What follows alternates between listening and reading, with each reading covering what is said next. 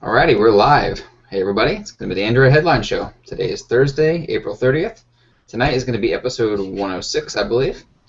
I will be joined by Alex and a very special guest. His name is Eric Mizufuka. Did I pronounce that right? You got that perfect. Change your last name. Yes, I wanted to make sure I asked you beforehand, but that's how it goes. Eric is product manager of new ventures at Epson America, and basically is here today to talk to us about the differences between AR, VR, what both technologies actually are, and then he also has a product himself to show off that Epson's been working on for quite a while now, and then just the role that Epson's been playing in the market as well. Later on, after we talk to Eric, Alex has an LG G4 in hand. So since that was just announced, we'll definitely have to go over that, give you a sneak preview of what our review is going to look like, and we'll just have to see how it goes. So, Eric, we'll start right with you. I think most people know Epson as a printer company. I know I certainly did before we got talking beforehand. So what are you guys doing basically not making printers? Yeah, so one thing that a lot of people don't know about Epson is that we're also a leader in projection technology. So the installed projectors and your companies and home entertainment systems, we're number one in that market. So we've actually been in the smart glasses space for since 2011. So we actually launched back then a product called the Moverio BT100.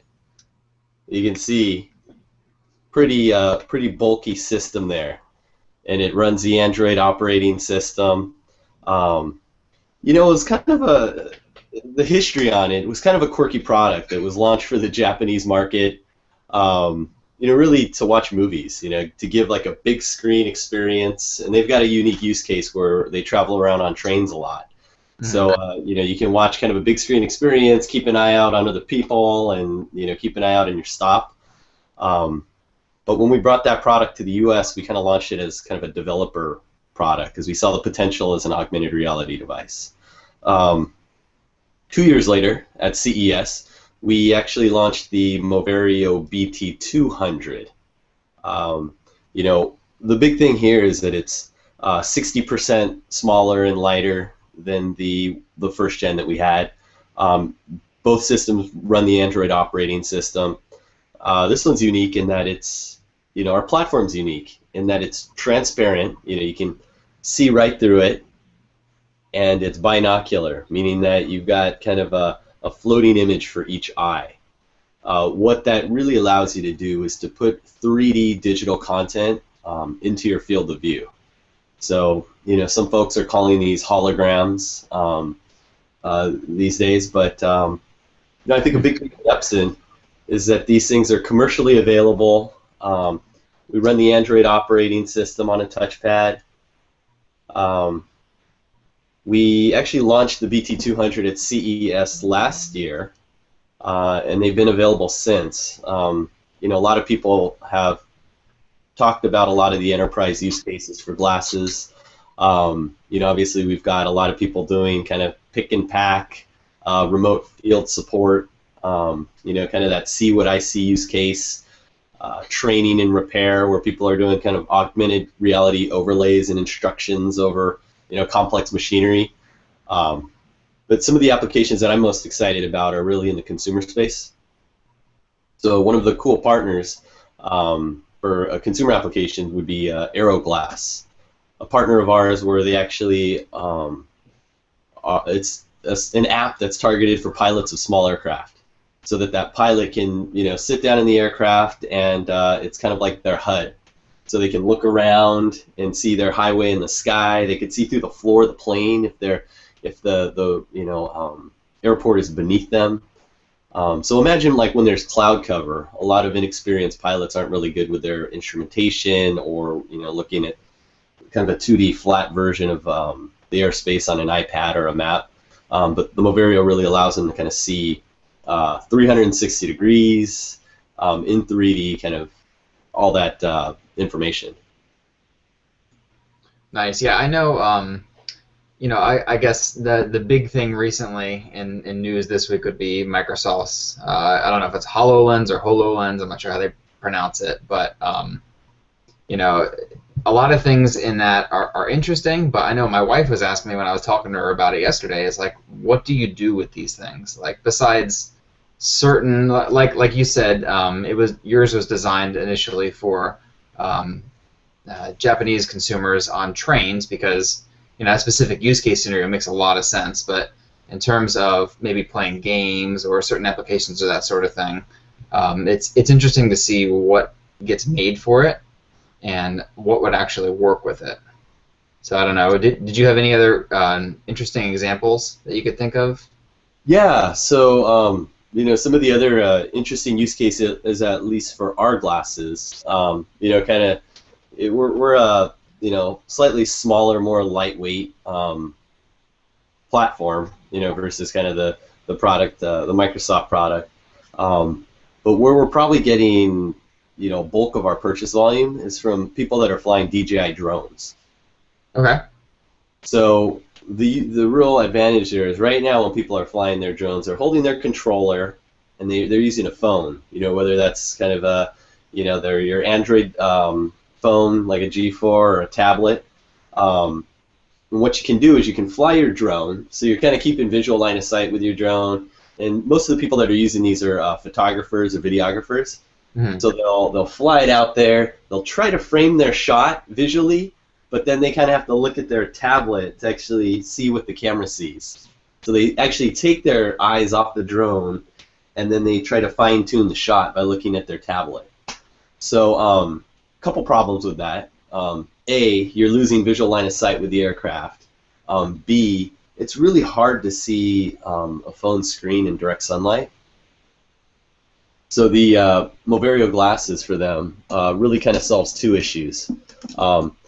Since we've got a large floating screen kind of in your field of view, the other thing is you'll note is that it uses kind of internal reflection. So basically the screen is internally reflected. It appears that it's about 16 feet in front of you. We've got kind of a UV protectant lens shade. So actually the pilot can keep visual line of sight with their drone and then also kind of get all their telemetry data that frames it up, as well as kind of be able to see what the drone sees at the same time. Okay, yeah, I know.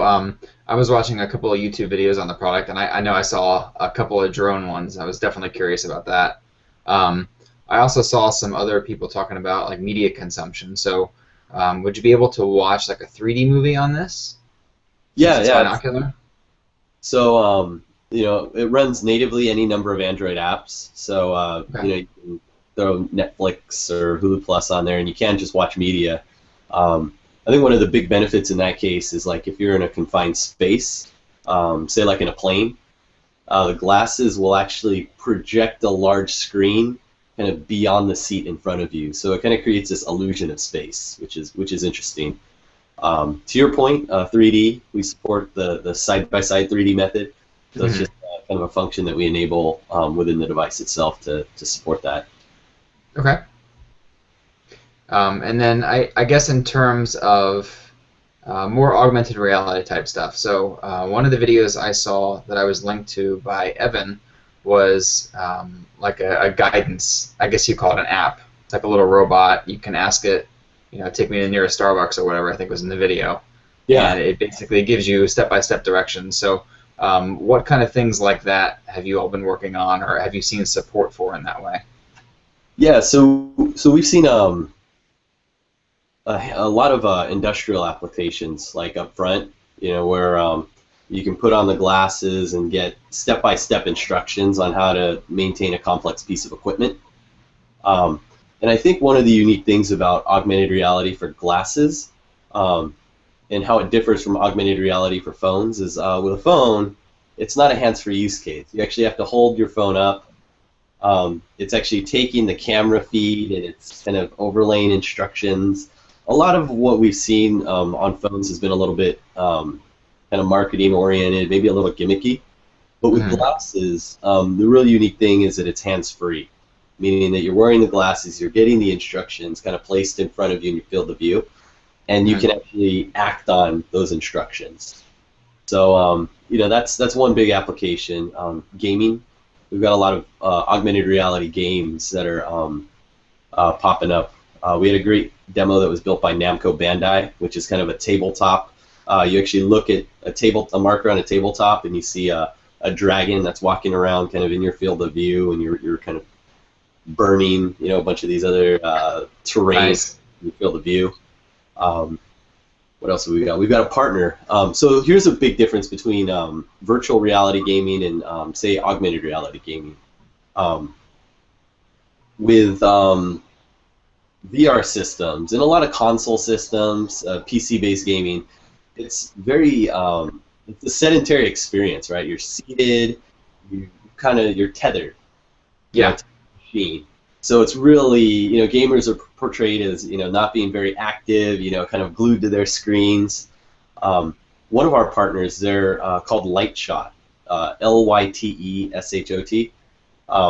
They've actually built kind of a next generation laser tag system with a product that they call a lighter, which is actually has a lot of different sensors built into it. It can not only zap but sense and vibrate, and it has accelerometers in it, so that you can and they have an SDK so that you can build these interactive outdoor gaming experiences. One big part of their SDK are our glasses, to be able to augment, digital content into that gaming world, whether it be telling you who your enemy is, how many times you've been hit, and who's remaining on the field and where they are. Nice. Obviously, our glasses, the platform themselves, they're a little bulky to be running around in today, but what we're trying to do is really build for the future. So, it's kind of this chicken and egg problem where we need killer content, but you can't really sell hardware until that content's there. So, Yeah. we're working to get there. I mean, there's kind of the first gen, there's second gen. So, I'd say in probably a next pair of glasses, it'll be, more of a regular size and form factor.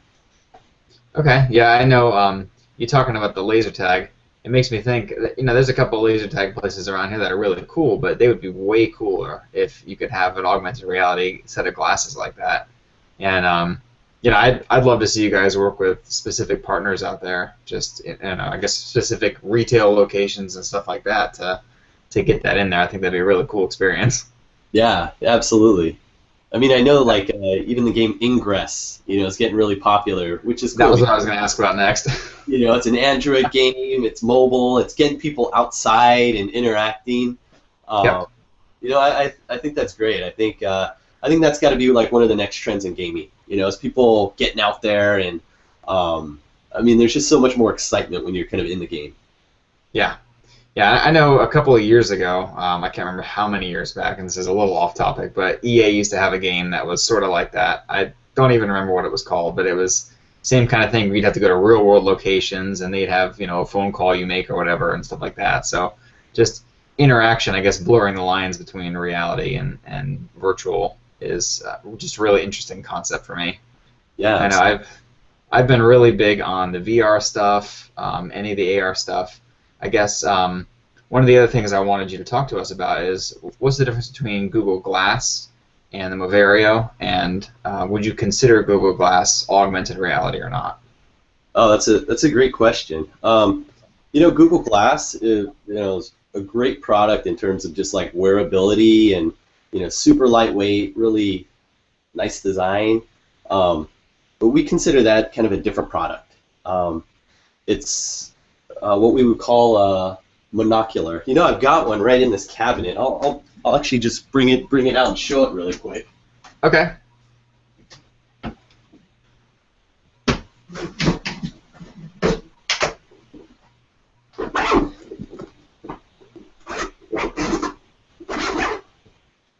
So I think the big difference with glass is that it's a monocle, meaning it's over one eye, and it's what we would call a look-up display or a glance-up display. So the display is very small, and it offers notifications. So we really call this product more of like a notification engine. if you need a few lines of text, or if you need to, obviously take a picture on the go, that's a great use case.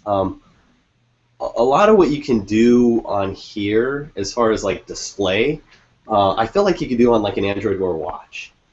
Yeah. Being able to get your pop-up notifications and things on the fly. The real benefit is the camera. Whereas our glasses, not as, obviously much bigger and bulkier, but what we enable is we actually can do a large display. So we can overlay over, a much larger area. So it's ideal for video playback, augmented reality, so we can overlay over, very large things, since we're binocular in the center of your field of view. So, the applications that are built for this are really kind of purpose-built applications. You're not going to be wearing these glasses walking around, for instance. It's like, if I want to play an augmented reality game, I may put them on. If I'm going to do a museum tour, for instance, and I want that pop-up experience with more information and videos, rich media on all these displays. I could put these on. If I'm gonna do repairs on my engine and I want augmented reality overlays, this works well. So we really see it as kind of a different use case. So we would classify this as more of like a notification engine, and this would be an augmented reality device. Gotcha. Okay. And then I guess on that note, have you been working with anybody to get? I guess you're talking about like, you go into a museum and let's say you look at a piece and it has, I don't know, a QR code, however way you're going to identify it, and then it would pop up some kind of just little illustration or some sort of video or something like that. So, sorry.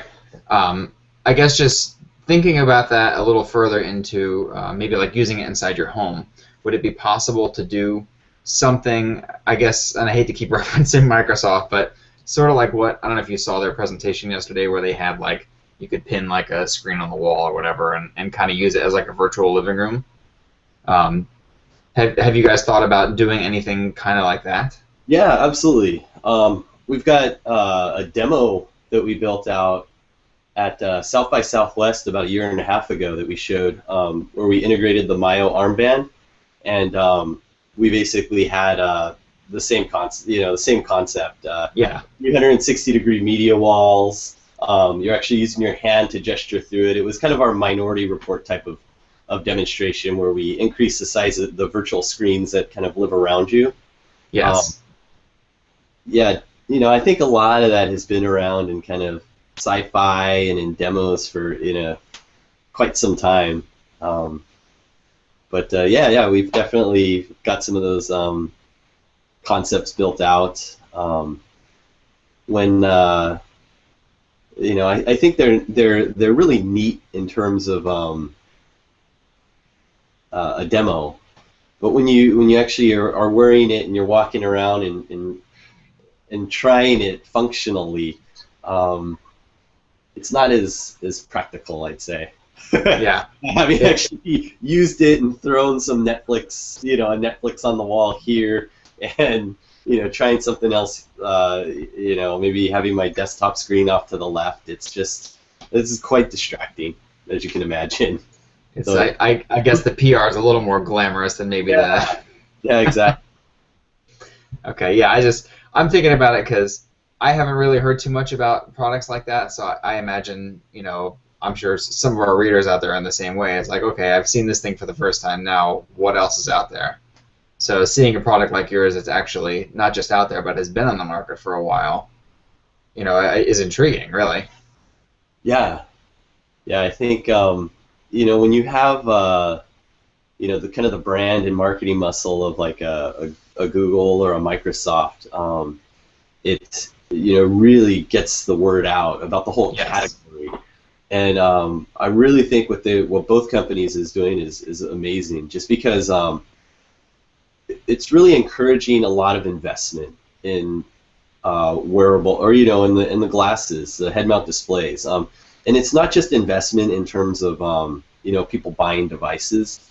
it's more investment in terms of getting companies excited and investors excited and developers excited who are building this next gen of applications for these devices. So it's just great. I mean, it's really, they were both really lifting kind of all boats in the category. Okay, cool. Is there anything else that you wanted to talk about, I guess, going on in the industry, maybe some other specific products that you had in mind? Yeah, I'd be happy to kind of touch on virtual reality. Sure. I'm sure a lot of your readers have tried on a lot of virtual reality devices, whether that's kind of a Google Cardboard experience or, you know, maybe even one of the Oculus devices. But, you know, that's definitely kind of a jaw-dropping experience. The first time definitely. virtual reality, I was just blown away. I think, you know, VR, it has its killer app, right? It's kind of gaming and entertainment. It's got a consumer price point, you know, $300 or less, and it leverages your existing device. So we definitely, you know, my opinion is that it's, you know, you're going to see near-term adoption of VR, and it's really going to get out there. You know, that all-digital experience is much easier to develop for. I think some of the challenges that they're addressing technically are a little less. Or are a little more addressable near term than what we're doing on the augmented reality side. Yeah.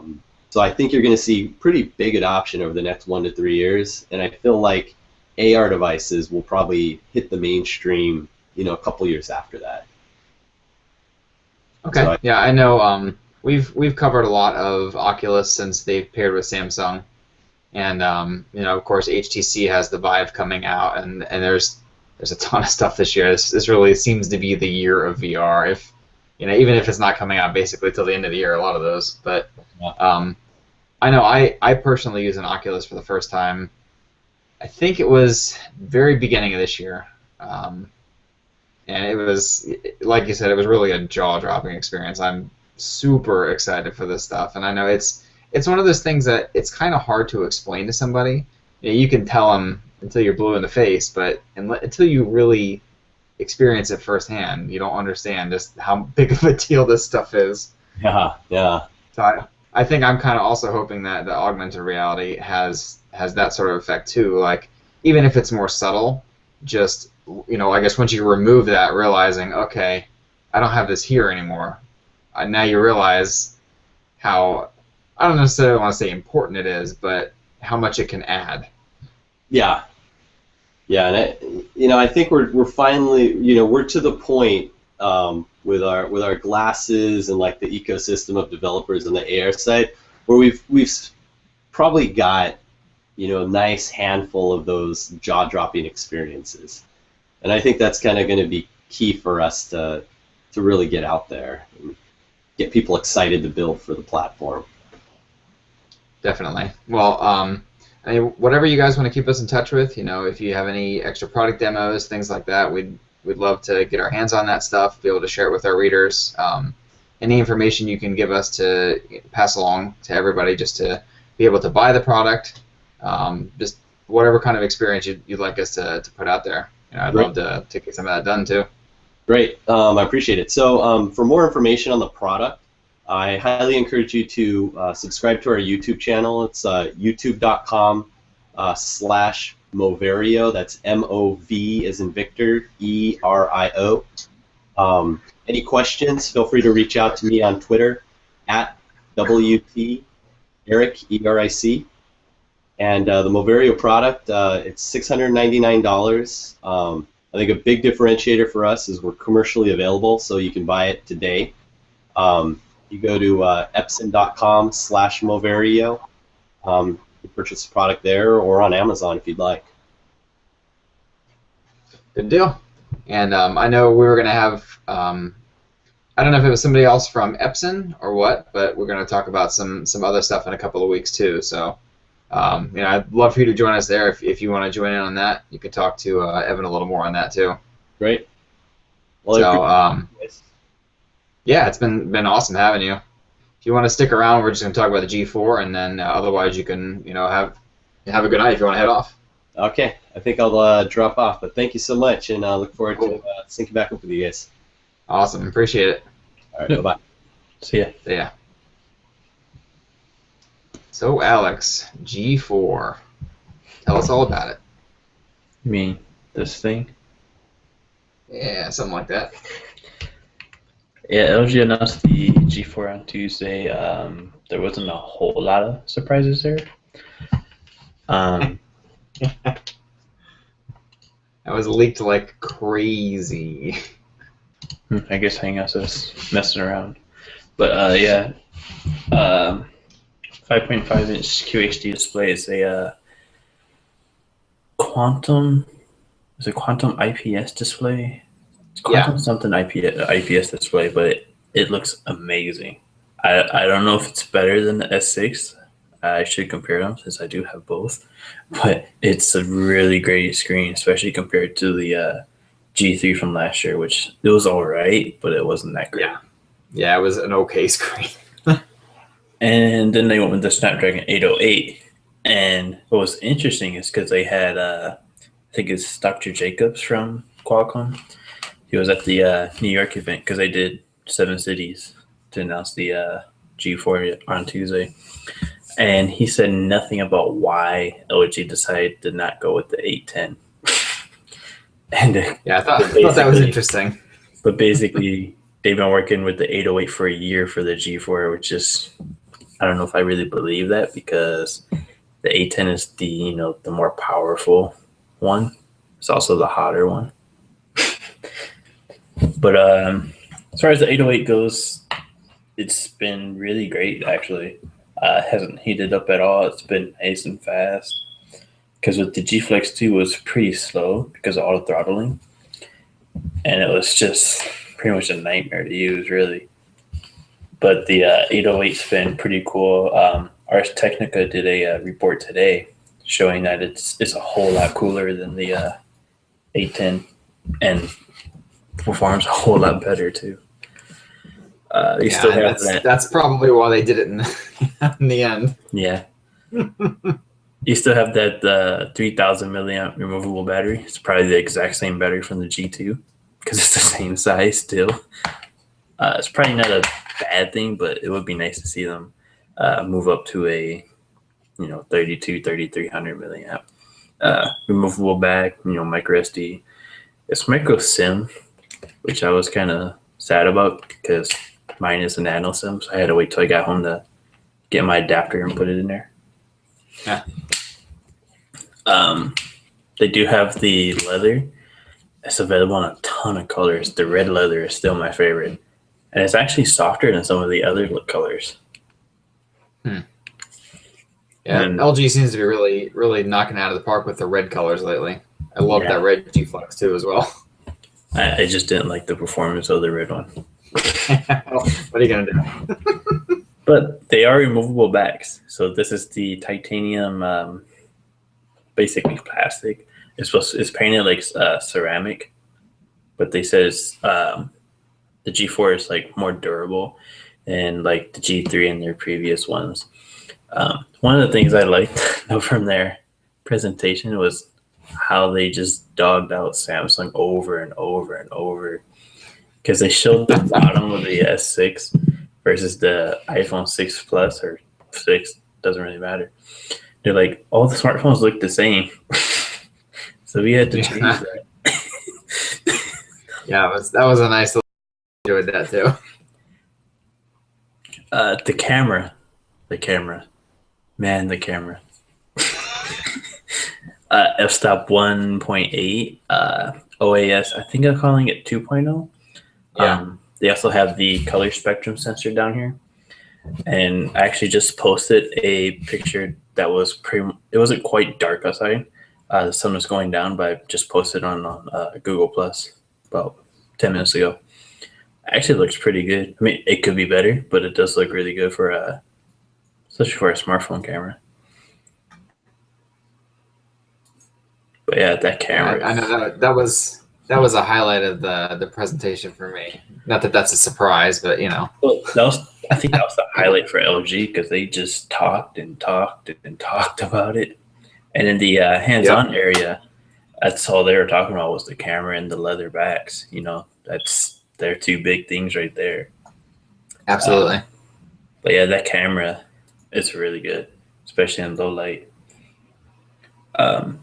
We got lots of content coming. We've already put out quite a bit anyways, but this is the Korean variant, but it doesn't have the antenna, so I'm kind of sad about that because I like that antenna.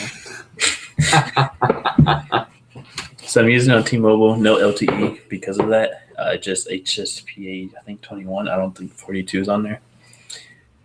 So should have a review probably week and a half, 2 weeks from now. There's no real rush because it's not going to be available till like June, and it's still pre-release software, so bugs in there. Yeah, this is to push that.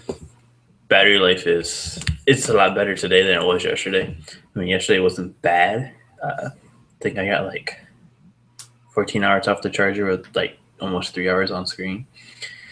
And now I'm at, 14 hours is almost 3 hours on screen time again, but I'm at 25% instead of 6% now.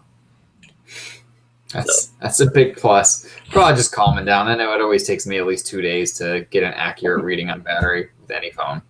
I was also like out more on T-Mobile's network, so that's probably also why I wish I'll be out more on T-Mobile's network tomorrow as well. So we'll see if it changes tomorrow. But yeah, lots of content coming up with the G4. Well, I know I'm pretty excited about it. I don't know that I'll necessarily get one because I'm too cheap, but maybe down the road when it goes on sale or something. It's certainly going to be available on plenty of carriers though. So if you're on AT&T, Verizon, Sprint, not T-Mobile, since T-Mobile doesn't do the subsidized pricing, it's your normal probably $200 or whatever. I think the full price of the phone is somewhere around $700, is it not? They didn't say, but it was on sale in Korea for like around $700 US. Yeah. But that doesn't really mean much. Yeah, and I know the Korean price was in between the S6 and the S6 Edge, but yeah exactly. It's whatever. Because we saw like I think it was the G3 went on sale over there. I think it was like $750, and everybody started going crazy. And they came out over here for I think like $549 or $600. The normal flagship price. The leather ones, they might be more expensive, but then again, you could always just buy the the back separate. Unlike with the Moto X, which is where I think OG has a leg up over Motorola. Absolutely, yeah. LG, you can switch colors, switch materials. Motorola, not so much. Yeah, I don't know. I'm a big fan of that removable back when you can, even if it is like the 1+1 and it's not very easily removable. As long as you can somehow switch that thing out for different stuff, I like it. There's also no quick charge 2.0. The chip supports I did notice that. The chip supports it, but OG decided we didn't need it. Basically because we have a removable battery, they figured that we didn't need, a faster charger. It also means that they could save money on giving us a different, a regular charger instead of the higher speed one because of the leather backs, most likely. But it also means that any charger will work. It still charges pretty quickly, so it charges about as fast as the S6 does for me. So it's not a big deal to me. Oh, that's good. Yeah, I know I was a little worried when I saw that, but you know what? I don't know about you, but I never charge my phone unless it's at night, and I'm pretty sure it doesn't take 6 to 8 hours to charge. So, well, I mean, I have the S6 on the charger right now, but it's on the Qi charger. Yeah, so it probably takes a little longer, huh? Yeah, but when it's plugged in, it's about the same time as the G4. I mean, maybe a few minutes difference, but they're different size batteries too, so there's that. Yep. That works. Definitely looking forward to seeing more about it. Looking forward to your hands-on and just the full review too. I know I'm pretty excited about the leather as well. I like all these different materials. It's nice to see more than just plastic or glass. The red leather I really like that one. When I first picked it up, I'm like, this is the one. Because then I got some of the other leathers in hand. I'm like, no, this one feels better. Nice. I wish they gave me a leather one to take home, but they didn't. Yeah, them's the breaks, right? Yep. Hopefully I can get my hands on a leather back, at least a back, maybe an entire phone. Yeah. Yeah, and I think this will be a little more readily available than, again, like the bamboo thing was with the OnePlus One, or it'll probably be more like when Xiaomi came out with the different backs for the Mi 4. They're all like 10, I don't expect it to be $10 like those were. Yeah, I don't think leather's going to be $10. No, I expect like 50-ish, be my guess. Yeah. That seems like a reasonable cost for that. For the Moto X, I think it's $50 extra to get the leather, so I'd say around 50. And you may have to get it from eBay or Amazon at first. That's how it is with a lot of these LG accessories, because they usually just go to South Korea, not the rest of the world. Which kind of sucks. Yeah. But Motorola does the same thing for us, so. Yeah. And I think I saw that they the only official case they have is the Quick Circle one. They don't call it that this time around, but it's the same thing. I think they call it a folio case this time around. It does have some pretty cool stuff. In the Quick Circle, you'll see like all the apps there, and if you swipe around, you can get to different apps. There's another case that I've heard that's supposed to be coming out that will enable Quick Charge 2.0, which is interesting to me. That's very interesting. It's a folio case that's going to support Quick Charge 2.0, and I kind of really want to get my hands on that. All right, well, that'll work. I guess there's your extra cost, right? You gotta buy that extra case for it. Well, you don't have wireless charging enabled either. Yeah, exactly. It's not compatible. I thought it was at first, but there's like the 4 contacts there. You need all 4. There's only 2. Gotcha. Well, as long as it's got NFC, that's the big thing that I care about personally. I don't even use the other stuff, so. I just need Bluetooth. You gotta. Yeah, Bluetooth and NFC. So I can use my watch. Definitely. So you got anything else you want to talk about tonight, or are we good? I think that's pretty much it. Oh, we have the top 10 smartphones for this month went out.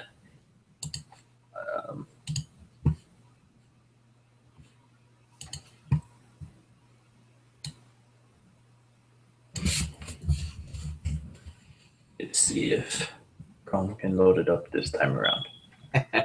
I switched to 32-bit Chrome this week, so hopefully my audio and stuff is a little bit better. You have to let me know. I did something new with Chrome this week, which I'll talk to you after we're done with this, and because it's worked a whole lot better for me. But at number 10, we still have OnePlus One, which you can actually buy without an invite. And finally, I can scroll. Xperia Z3 is number 9, so I guess the Z4 is number 9 too. If you're in Japan. Or anywhere else. Yeah. Moto X 2014 is at number 8, which should be getting replaced pretty soon.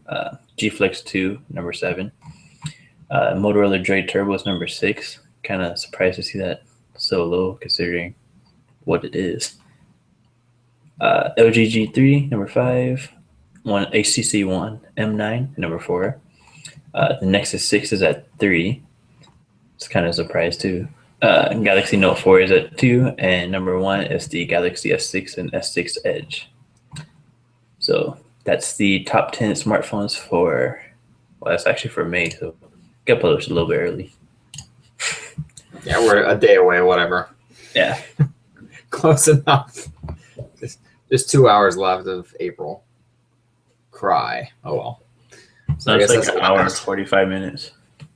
Yeah, whatever. Last show for April for tonight. So yep. I guess that about wraps it up for the night, huh? Yep. Very good. I hope everybody enjoyed the show. Next week we're going to have a mega hacker on the show, which sounds pretty exciting to me. He's going to be talking about all kinds of security in our ever-connected world. So hopefully y'all look forward to that. I know I'm definitely looking forward to talking to him. We've got a couple of really cool things to chat about.